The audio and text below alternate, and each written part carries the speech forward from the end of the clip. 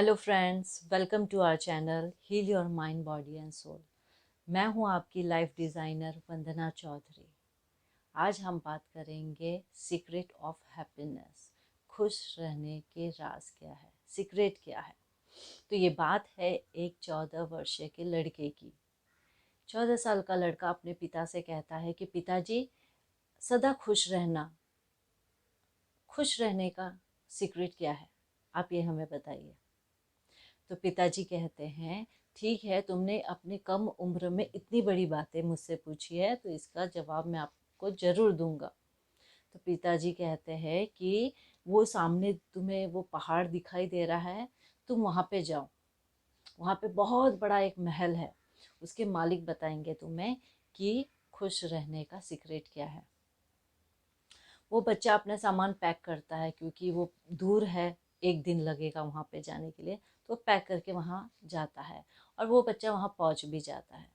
जब वहाँ जाता है तो वो इतना भव्य घर देख के, महल देख के वो परेशान हो जाता है कि इतना बड़ा भी घर होता है।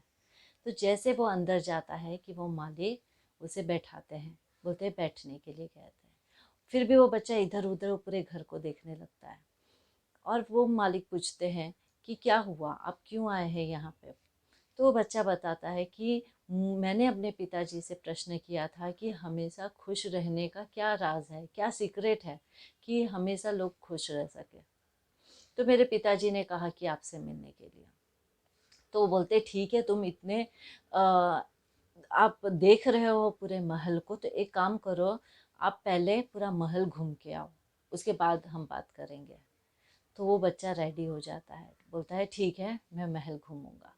जब वो महल घूमने के लिए निकलता है तो मालिक उसके हाथ में एक चम्मच थमा देते हैं और चम्मच में 2 बूंद तेल डाल देते हैं और कहते हैं कि तुम ये पूरा महल घूम के आओ और एक बातों का ध्यान रखना कि ये चम्मच का जो तेल है वो गिरना नहीं चाहिए।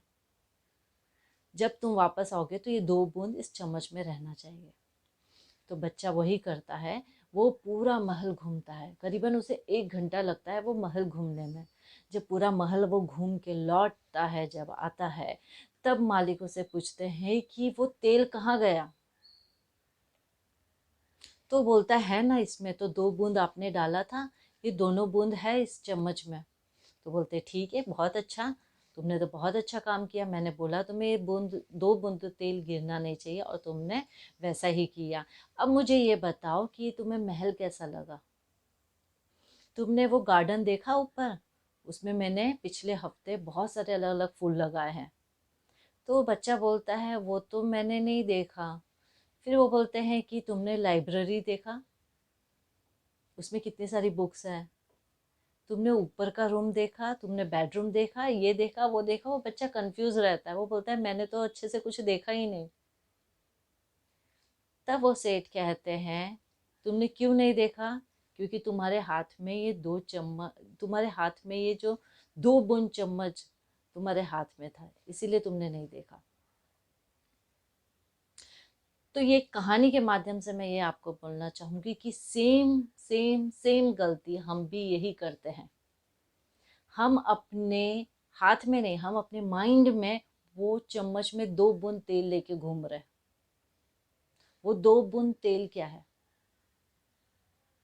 क्या होता है कि अगर हमारे पैर में कहीं लग जाता है, हम पूरे स्वस्थ है ठीक है, पर हमारे पैर में कहीं दो थोड़ा सा लग जाता है तो हमारा पूरा ध्यान हमारे पैर के वो चोट पे होता है।